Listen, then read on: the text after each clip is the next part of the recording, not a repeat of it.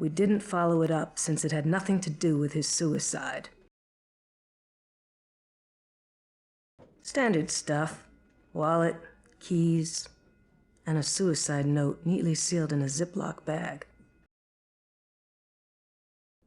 I'd let you see it, but it's logged in as evidence.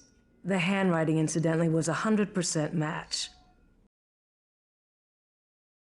I'm willing to help you out because you're just getting started in the business. But don't abuse the privilege. As next of kin, she was notified and came in to identify her father's body. Didn't take it too well. One of the uniforms had to drive her home. The Colonel seems to think you've got the potential to be a good PI, once you wake up to reality and get your priorities straight.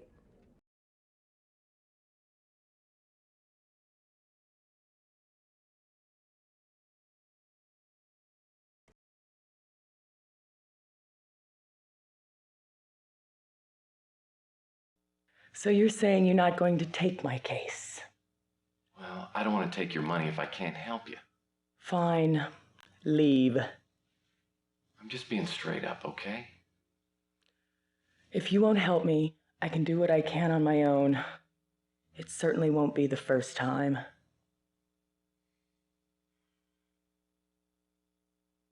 I charge $400 a day plus expenses.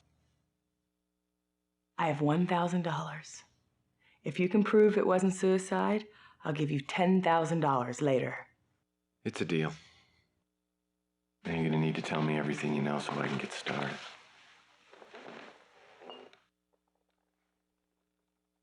Oh, I will. Thank you, Tex.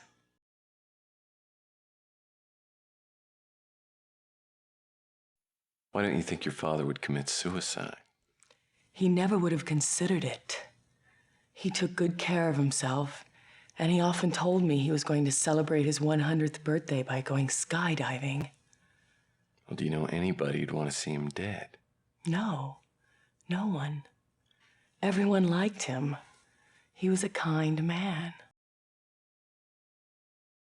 I know the police confirmed that the note was in my father's handwriting, but it doesn't matter.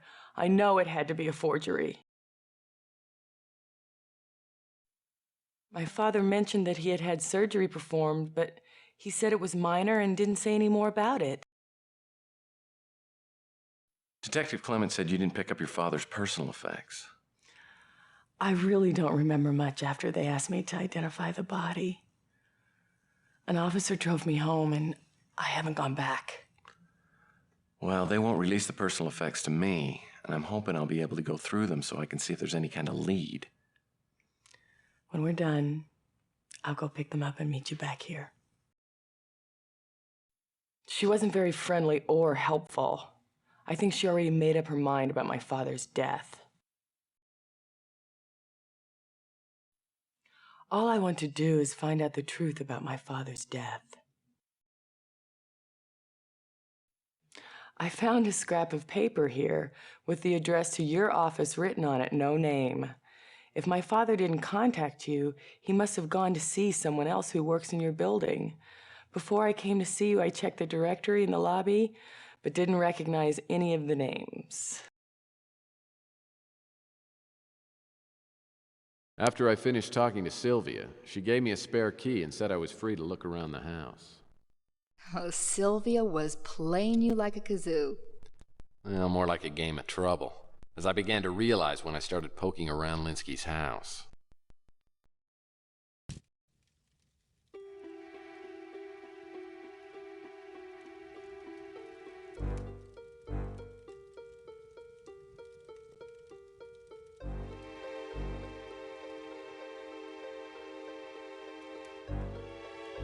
Linsky's taste in books ran the gamut from lackluster all the way to incomprehensible.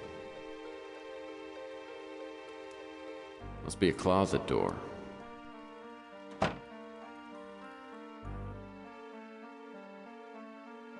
My deductive powers tell me that this ladder could lead to the attic.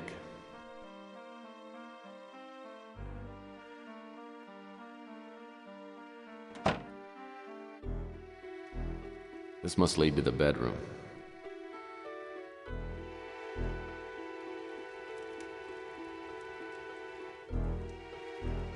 Looks like something a flapper would languish on.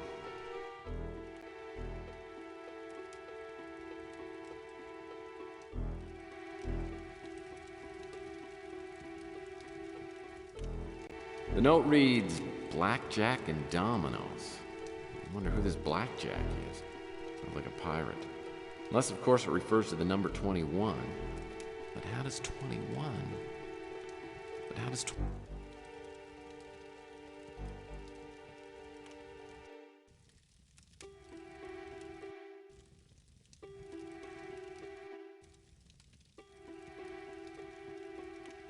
I've never been a fan of dominoes. I figured that time wasted playing dominoes could be time well spent playing a rousing game of Parcheesi.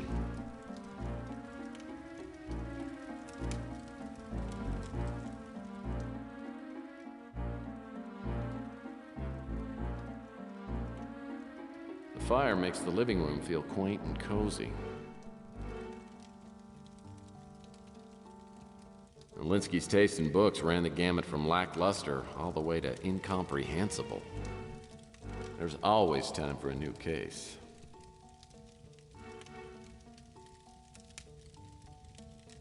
I wonder if this was for Linsky's personal use. If so, he may have had a little addiction.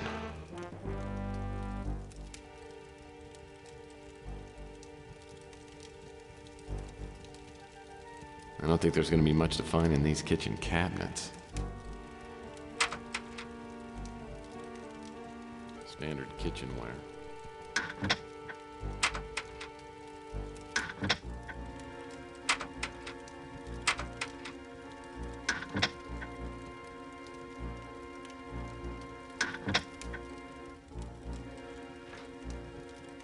Freezer's well stocked.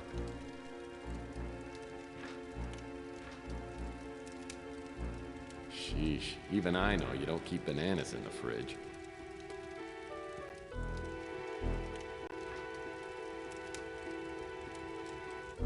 That looks like an oven to me.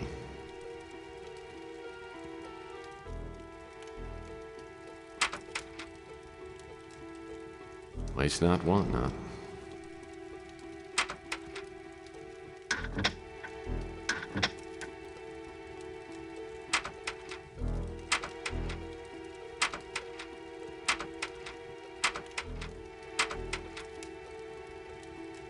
I'm no expert, but I'd guess that's a microwave.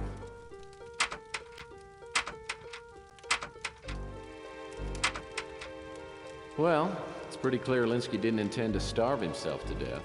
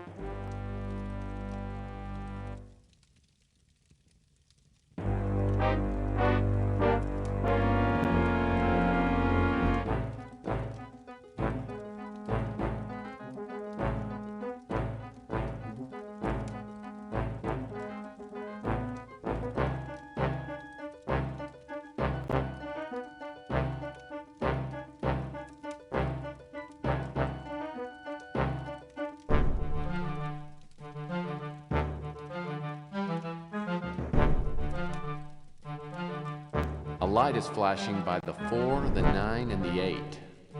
These 3 numbers are probably useful.